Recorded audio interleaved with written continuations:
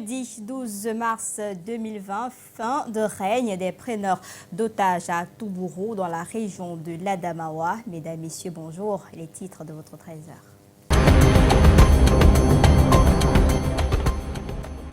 Les hommes du colonel Dominique Ndjoko ont fini par mettre un terme aux excursions d'une bande de présumés preneurs d'otages qui écumaient cet arrondissement de la région de l'Adamawa.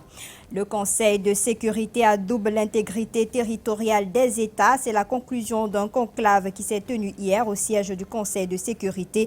Dans une déclaration, cet organe de l'ONU réaffirme son attachement à la souveraineté, à l'indépendance politique et à l'intégrité territoriale des États. Vous écouterez la prise de parole du Cameroun dans ce 13h. Et puis sport CHAN 2020, on évalue le niveau des préparatifs. Les membres du comité local d'organisation du CHAN 2020 sont en concertation en ce moment même à Yaoundé avec le ministre des Sports au fin d'examiner jusqu'où ils en sont avec la mise en route de ce tournoi imminent. Alain Ghislain Kanga nous attend à Yaoundé.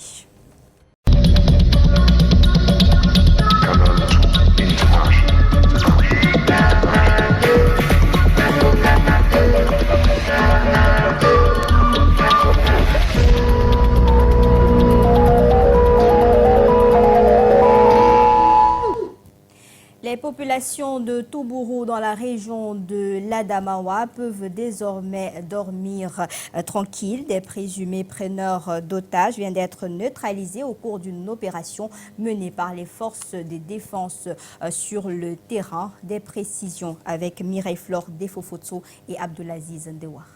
4 présumés preneurs d'otages mis aux arrêts ces jours dans l'arrondissement de Toubourou, région de l'Adamawa. Il s'agit de 3 Camerounais et d'un Tchadien. Ceci grâce à la dextérité des éléments du colonel Ndjoka Dominique, commandant de la 31e brigade d'infanterie motorisée, qui les a maîtrisés après les renseignements fournis par la population locale. Après une prise d'otage dans la localité des Mbang, nous sommes entrés en brousse, commencé à ratisser. Presque une semaine après, nous avons eu le renseignement de la part de certains villageois qu'ils étaient campés en brousse. Nous sommes allés sur le lieu. On a pris un berger qui nous a amenés vers leur cachette. Malheureusement pour nous, ils nous ont vus à l'avance. Ils ont ouvert le feu sur nous et se sont dispersés dans la brousse. Après une semaine de ratissage, on a commencé à les prendre un, puisque la brousse est tellement vaste. Ils étaient égarés dans la brousse et fatigués. On a pris le premier qu'on a pris, a voulu tirer sur nous, on a neutralisé. Celui qui a l'arme Magnum Escort que vous avez vu là. Les autres, on a pris grâce aussi au renseignement de la population. Lors de cette opération, l'un des membres du gang a été neutralisé par les forces de défense et une arme de guerre a été saisie. Cette bande a longtemps sémé panique et terreur dans les villages des arrondissements de Belel et Ngara. Aujourd'hui, aux arrêts, c'est un ouf de soulagement pour les populations. Cette trappe rentre dans la suite d'une série de luttes contre l'insécurité dans la Damawa et une lueur d'espoir se dessine à l'horizon pour la tranquillité de la population. Et on nous annonce à l'instant le décès du censeur du lycée Mongo Joseph à Douala. Zachary Maop s'est écroulé lundi dernier au cours du rassemblement.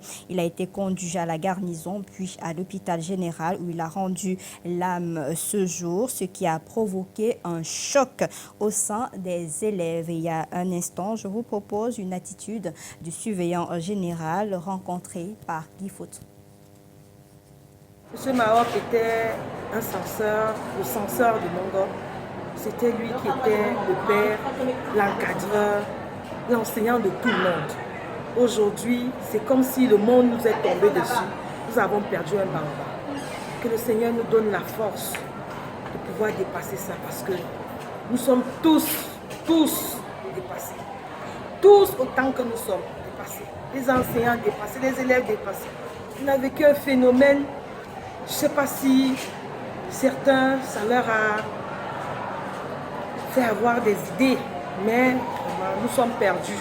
Pour le moment, nous ne pouvons rien dire d'autre, nous sommes perdus. Condoléances au personnel enseignant ainsi qu'aux élèves. Nous y reviendrons dans nos prochaines éditions. Et puis on reparle de l'attaque de Galim dans les Bamboutos. Paul Atangandji en visite dans cet arrondissement depuis ce matin. Une visite du ministre de l'administration territoriale qui intervient après les attaques perpétrées par une bande armée. Marius Ngassa est dans la suite du ministre Paul Atangandji, chez notre correspondant sur place. De Bikok à Bamenju, Secret et Testament, c'est le titre du nouvel ouvrage de Jean-Bruno Tagne, journaliste, paru aux éditions du Chabel et dédicacé à Douala hier en présence d'un parterre d'invités, préfacé par le cardinal Toumi avec le postface du professeur Charlie-Gabriel Mbok.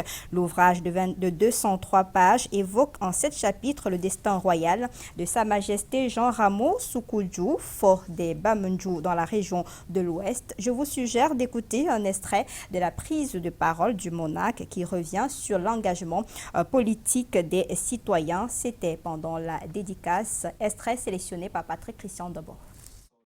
En matière politique, les Camerounais sont en train de se heurter beaucoup. Ce qu'on a appelé notre indépendance, c'était un colis teinté. Voilà. C'était un colis teinté. Pendant que nous étions dedans, en train de demander l'indépendance, parce que le blanc, c'était à contre-cœur, il a passé par la fenêtre donnée à quelqu'un qui ne connaissait ni sa couleur ni rien. Et il lui a donné pour gérer dans le sens de ses intérêts et non dans le sens des intérêts des Camerounais. Je ne suis pas celui qui ramasse, je suis celui qui était sur le terrain. J'ai vécu, je connais. La France avait déjà préparé les néocolons qui devaient gérer l'indépendance à son profit et jusqu'à ce jour. Or, si un jeune me pose la question de savoir si les jeunes doivent faire la politique ou pas, je ne sais pas de quelle politique il s'agit. Voilà. Parce que la manière que nous sommes en train de faire notre politique depuis 1960, ce n'est pas dans le sens de l'intérêt des Camerounais. On va feuilleter les pages de cet ouvrage dans le 19h50. La réunion paix et sécurité en Afrique s'est tenue hier aux États-Unis. Dans la déclaration du président du Conseil de sécurité, le Conseil réaffirme son attachement à la souveraineté, à l'intégrité territoriale et à l'indépendance politique de tous les États, conformément à la Charte des Nations Unies, et souligne que c'est aux États membres qu'il incombe au premier chef de lutter contre les actes de terrorisme et l'extrémisme violent pouvant conduire au terrorisme. Et le Cameroun était bien représenté à ce Conseil de sécurité. Je vous propose d'écouter une attitude. Le 17 février dernier, la communauté internationale a été ameutée, à tort, par un fake news arguant d'un massacre dans le village de Ngarbo, dans la région du nord-ouest du Cameroun. Cette désinformation a été orchestrée, sans investigation préalable, par un responsable de l'OCHA qui, par la suite, a confessé aux autorités camerounaises avoir reçu de sa hiérarchie l'instruction de fabriquer un faux rapport pour ternir l'image de l'armée camerounaise et susciter une indignation généralisée. En somme, il s'agissait de la pure manipulation. Mon pays détient des preuves irrécusables de la connivence active entre certaines ONG et des terroristes dans les régions camerounaises en crise. À ce sujet, des preuves établissent aujourd'hui, au-delà de tout doute possible, les accointances irréfutables du Human Rights Watch avec les milieux sécessionnistes terroristes qui sèment la terreur et la désolation dans les régions du nord-ouest et du sud-ouest du Cameroun. Bien plus grave, il a été découvert dans les convois humanitaires de certaines ONG des armes et des munitions, des téléphones portables, des téléphones satellitaires Turaya et des jumelles destinées aux sécessionnistes terroristes. D'autres éléments de preuve incontestables attestent de ce que cette collusion des ONG avec les milieux terroristes s'étend jusqu'au secteur de la santé où il a été noté, par exemple, que Médecins sans frontières a pratiquement transformé certains de ses centres d'accueil médicaux en refuge des dits sécessionnistes terroristes. Mon pays s'étonne de cette attitude assimilable à celle des pyromanes qui sont les premiers à crier au feu.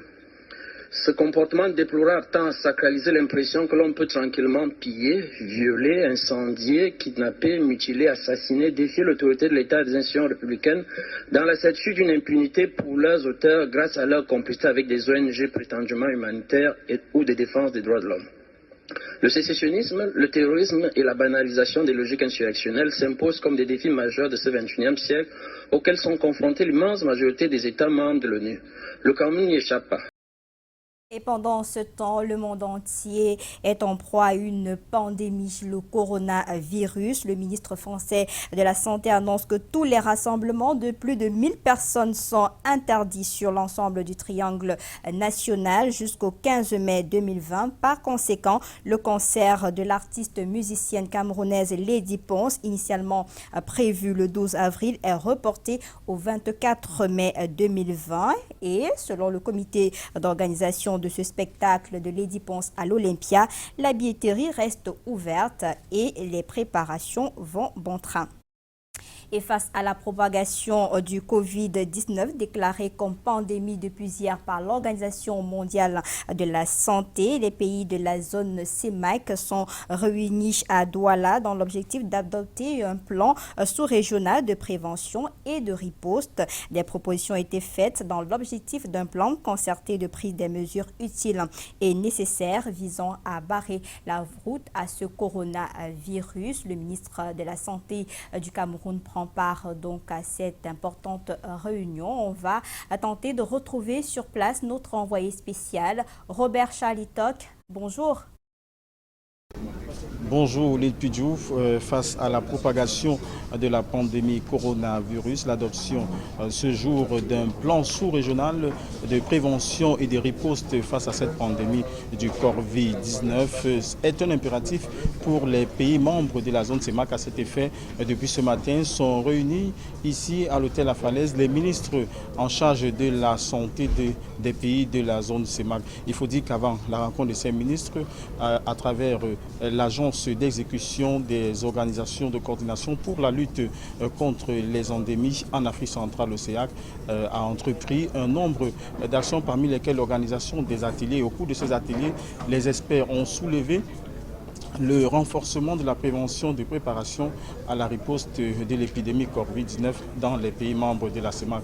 Il faut dire aussi qu'au cours de ces ateliers, les experts ont mis en exergue certaines mesures prises par les gouvernants visant à barrer l'infiltration de la maladie dans leur pays. Notamment, on parle de la réactivation des comités de gestion des épidémies, de l'identification du renforcement des sites de contrôle au point d'entrée des frontières. On parle aussi du renforcement des capacités des laboratoires et des communications sur des risques de l'engagement des communautés. Il faut quand même noter, Lil Pidjou, que dans la zone CEMAC, seuls 2 pays, il faut le souligner, sont prêts pour une riposte avec des contingences budgétisées et validées. Le reste n'a que des plans de draft. On parle aussi en termes d'insuffisance, il a été mentionné, de problèmes de coordination au sein de la zone CEMAC et de l'insuffisance du personnel dans le domaine de surveillance et de diagnostic. On parle aussi du déficit des sites d'isolement des personnes à l'entrée des pays. Il faut dire que l'île Pidjou, 2 propositions ont été faites par le Cameroun. On parle de la mise sur pied d'un fonds communautaire pour les urgences sanitaires et on parle aussi d'un dispositif de prise en charge au sein des postes frontaliers pour limiter la propagation de la maladie et ses effets collatéraux. Je vous propose à cet effet de suivre une attitude du Dr Manaouda Malachi, le ministre de la Santé camerounais. Le continent africain n'a pas été épargné et les pays de la sous-région ont déjà enregistré des cas de cette pandémie, de cette maladie réputée très contagieuse. Le Cameroun, malheureusement y compris, depuis le 5 mars dernier. C'est dans cette optique que la communauté économique et monétaire de l'Afrique centrale a pris la salutaire initiative de multiplier les occasions de concertation de haut niveau dans celle-ci pour les réflexions sur les stratégies communes destinées à faire barrière à cette épidémie. Il faut dire que l'atelier de ce jour qui réunit les ministres de la Santé vise à prendre des mesures utiles et nécessaires pour peut-être pas empêcher l'entrée de la maladie au Cameroun et dans les pays de la zone CEMAC, mais pour limiter les dégâts et contrôler les effets liés à cette maladie. Nous y reviendrons avec plus de détails dans nos prochaines éditions. Depuis l'hôtel La Falaise Aqua, nous sommes Thierry Nana, Robert Chalitok pour Canada International. Merci à vous, messieurs. Et toujours en rapport avec ce coronavirus, Donald Trump ferme les États-Unis aux étrangers venant d'Europe pendant 30 jours. Le président américain appelle le Congrès à adopter rapidement une réduction des taxes sur les salaires pour aider les ménages à surmonter l'impact économique de l'épidémie de Covid-19. Et en Italie, tout est fermé. Reportage de nos confrères de BBC Afrique. Ça a été une expérience très éprouvante. C'est difficile de rester à l'intérieur pendant près de 2 mois. C'est très éprouvant, physiquement et mentalement. Si vous ne pouvez pas vous déplacer et que vous êtes confiné, c'est éprouvant.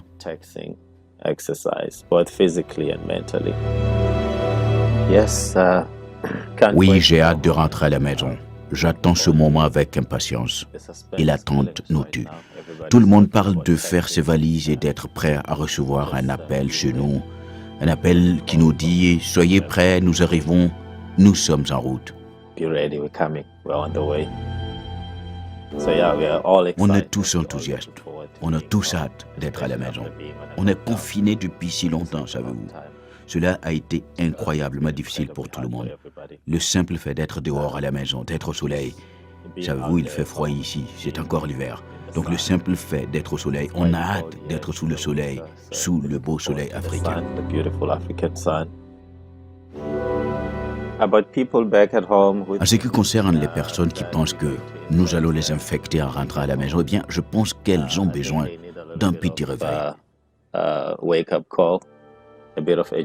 D'un tout petit peu d'éducation ou d'information sur le virus lui-même. Tout d'abord, aucun de nous ici n'a été infecté. On est donc tous des individus en bonne santé.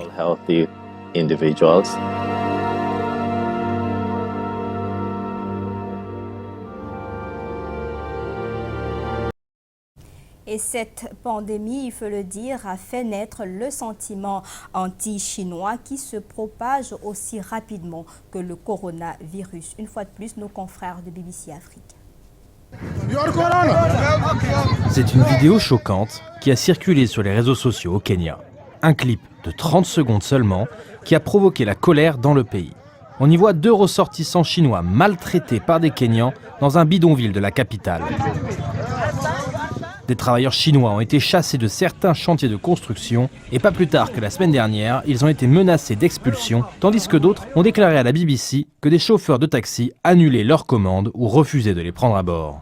Gu Chuecha est une ressortissante chinoise qui vit au Kenya depuis 6 ans. Elle a voyagé en Chine pour la dernière fois il y a plus d'1 an. Mais lors d'un récent vol en provenance du Ghana, elle a été profilée et harcelée par les responsables de la santé à l'aéroport international de Jomo Kenyatta. C'était un moment très tendu. La dame du service sanitaire de l'aéroport ne voulait pas me laisser partir. Elle m'a confisqué mon carnet jaune. Et je sais que je n'étais pas la première à être isolée et discriminée. Les autorités aéroportuaires ont nié les allégations de profilage et affirment que tous les passagers sont traités de manière égale et avec respect. Les restaurants et les entreprises appartenant à des Chinois ont du mal à attirer les clients. La peur et la panique ont tenu les gens à l'écart de cet hôtel. Et avec l'arrêt de tous les vols directs entre le Kenya et la Chine, même les visiteurs réguliers des pays d'Asie de l'Est sont rares.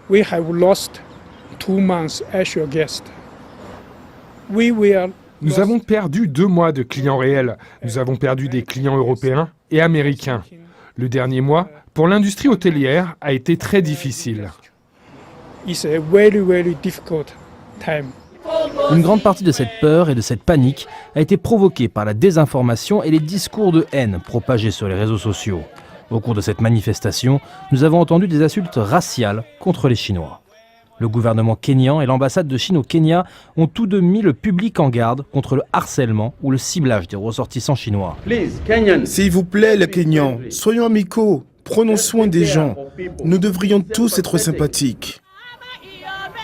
Alors que le nombre de cas confirmés de coronavirus en Afrique augmente, un seul mot, vigilance. Et autre sujet, dans ce 13h, le ministre de l'économie signe 2 conventions dans son département ministériel. C'était hier à Yaoundé, axées respectivement sur la 3e phase de développement et la reconversion de la dette du Cameroun vis-à-vis de la Suisse. Alain Zislankanga et Luc Mvondo à Yaoundé. 68 milliards de francs CFA. C'est le montant destiné pour la 3e phase du contrat de désendettement et de développement. La signature de cette subvention a eu lieu le 11 mars dernier à Yaoundé entre l'ambassadeur de France au Cameroun et le ministre de l'économie, de la planification et de l'aménagement du territoire. Au-delà de l'éducation de base, la santé maternelle permettra notamment grâce à cet appui de donner plus de 360 000 chèques santé à des femmes enceintes. Et enfin, permettra également de faire bénéficier par des transferts sociaux plus de 40 000 foyers, essentiellement dans les régions défavorisées. Cette signature a précédé une autre, cette fois entre Alamine Ousmane Meh et l'ambassadeur de Suisse au Cameroun. Un accord qui permet à 3 projets de bénéficier chacun d'un financement d'1 milliard de francs CFA dans le cadre du programme de fonds de contre-valeur. Les entreprises qui sont responsables du futur de la coopération parce que leurs résultats, leurs performances, l'impact qu'elles auront au niveau des populations bénéficiaires détermineront bien entendu les partenaires techniques et financiers à soutenir davantage le gouvernement dans la recherche du mieux-être des populations dans les régions les plus reculées. Cette subvention est le fruit de la reconversion de la dette du Cameroun vis-à-vis de la Suisse. Ces projets, qui concernent la filière pomme, l'électrification par système hybride microcentrale et la distribution de l'eau et de l'énergie solaire, ont une durée d'extension de 24 mois. Et toujours en économie, les commerçants et entrepreneurs de la région de l'Est sont parfois surpris des exigences de la nouvelle loi sur la finance 2020. Ils viennent de participer à une série de formations à Bertois. Junior Roussin, Kizito Koumaï. Les commerçants et les entrepreneurs de la région de l'Est Cameroun sont à l'école de la loi de finances 2020. Nous avons constaté depuis un certain temps que la taxe, comme on dit souvent en Cameroun, dans le jargon courant, la taxe tue la taxe. Il y a extrêmement de taxes. Mais avec la nouvelle mesure fiscale dernière, nous pensons quand même que l'État est en train de prendre des mesures adéquates pour pouvoir résolver ce problème. Ce séminaire de formation est une initiative du ministère des Finances et de la Chambre régionale de commerce, d'industrie des mines et de l'artisanat. Nous avons, n'est-ce pas, pour devoir d'amener nos ressortissants qui sont les opérateurs économiques à pouvoir maîtriser cet instrument de travail afin que les échanges entre le fisc et eux soient, n'est-ce pas, très fluides. Vous savez, lorsqu'un opérateur ne maîtrise pas une loi de finances, il pense que la présence des agents du fisc dans son activité est une sorte du moins, il pense qu'il est traqué. Plusieurs modules sont dispensés aux participants. Les nouvelles mesures fiscales, les mesures relatives aux recettes non fiscales, les mesures budgétaires et l'amélioration de la commande publique. Les pouvoirs publics devront cette année faire face à des charges plus importantes, devront mobiliser davantage de ressources pour faire face à ces charges. Alors dans ce sens, il a été prévu que la fiscalité soit davantage avant-gardiste. À l'issue de cette formation, les nombreux commerçants et entrepreneurs de la région de l'Est peuvent mieux interpréter les tests consacrés à la loi de finances 2020 au Cameroun. On va rester toujours dans la région de l'Est. Enfin, l'éclairage public dans les rues de Bertois, plus d'une centaine de lampadaires solaires financés par le FECOM à hauteur de 187 millions de francs CFA. Monique Naoussi Fosso, Kizito Koumaï. Il a fallu un peu plus de 10 ans pour que les populations de la ville de Bertoua obtiennent l'éclairage public le long des axes principaux de la ville. L'obscurité avait fait son lit et favorisant des agressions nocturnes, des viols et autres actes de criminalité. C'est un sentiment de satisfaction d'abord pour les réalisations que nous avons déjà. Et nous voyons d'abord derrière moi là le début de ce que nous attendons du maire de la ville de Bertoua Premier. Vraiment, quand je suis là, ici à la joie dans mon cœur, parce que quand on passe ici à minuit, à 2 heures pour aller plus d'euros, il y avait l'obscurité en désordre. On peut descendre, on peut faire de n'importe quoi. Mais maintenant, on a des lampadaires partout, tu peux sortir à n'importe quelle heure, tu passes ce que tu veux. Désormais, la nuit change de visage. La circulation des personnes et de leurs biens se fait dans la quiétude, car éclairée par des lampadaires. Quand je vois notre cathédrale Sainte-Famille éclairée, ça me fait de la joie. Et je suis très fière, je remercie au maire. Ça va nous protéger, il n'y aura plus de bandits. Et il n'y aura plus de n'importe quoi à faire ici, là, puisque nous sommes déjà éclairés par la lumière. L'installation de ces 100 candélabres solaires, réalisés par la mairie de Bertoua Premier, fait partie des promesses de campagne électorale. Ce projet de l'éclairage de certaines artères de la commune d'arrondissement de Bertoua Premier par les lampadaires solaires rentre dans le grand projet que nous avons initié à l'époque et que nous avons adressé au FEICOM.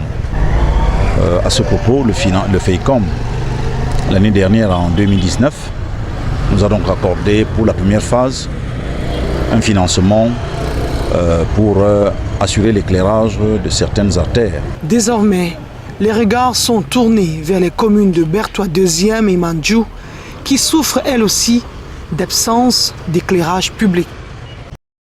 Autre sujet, des étudiants de l'école des postes se déploient depuis hier à Yaoundé, ceci dans le cadre du lancement de leurs activités culturelles et sportives. Alain Ghislain Kanga et Luc Mvondo pour le reportage.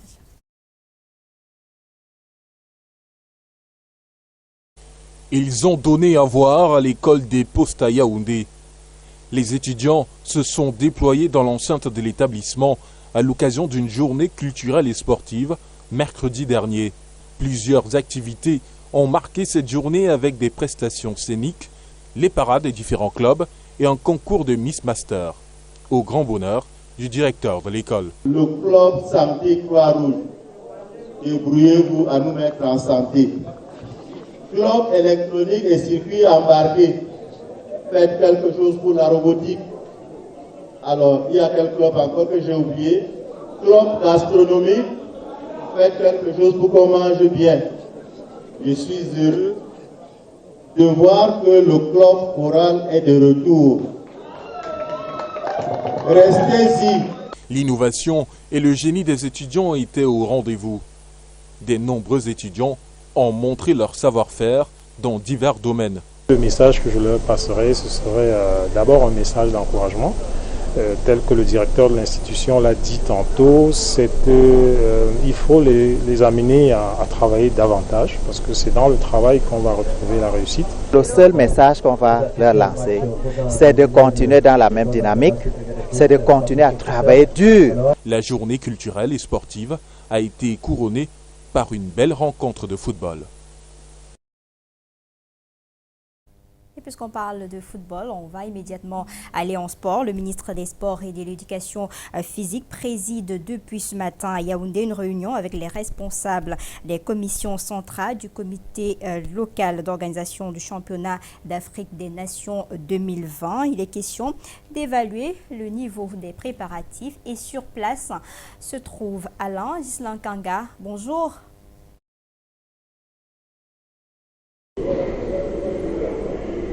Bonjour Lille, bonjour à tous. L'heure est à l'évaluation ici au Palais polyvalent des sports de Yaoundé, juste derrière moi.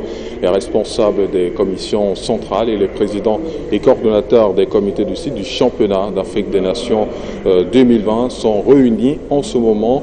Les gouverneurs du centre Nasseri Paul Beya, du littoral Samuel Dieudonné d'Ivara et Bois sont présents à cette réunion. Il est question en ce moment d'évaluer toutes les dispositions et mesures prises pour le bon déroulement de la compétition. Une réunion qui fait suite à la récente correspondance de la Confédération africaine de football adressée au Cameroun qui exigeait des améliorations sur plusieurs aspects, parmi lesquels les infrastructures sportives, hôtelières et hospitalières et également sur le plan du marketing et la billetterie. Des points qui seront certainement passés en revue au cours de cette réunion présidée par le ministre des Sports et de l'Éducation physique. Et pour ceux qui avaient encore des doutes sur la tenue de l'organisation de cette compétition en raison de l'épidémie du coronavirus qui frappe le Cameroun, eh bien la CAF rassure. La compétition va bel et bien se disputer au Cameroun parce que le pays n'étant pas considéré comme un pays à haut risque. Ici, au Palais polyvalent des sports de Yaoundé, devant la caméra de Constant Kamga, Alain Gisela Kanga.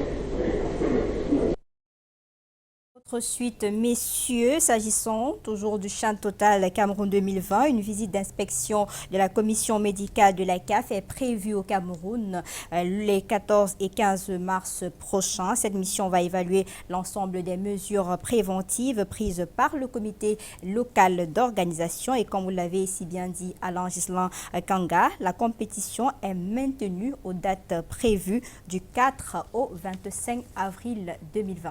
C'est la fin de ce 13h à l'édition. Notre stagiaire Samuel Baïha, relayé à Yaoundé par Alain Gisela Kanga, équipe technique Martial Tala, Thierry Kamto. J'aurai le plaisir d'être des vôtres demain pour la dernière édition de la semaine.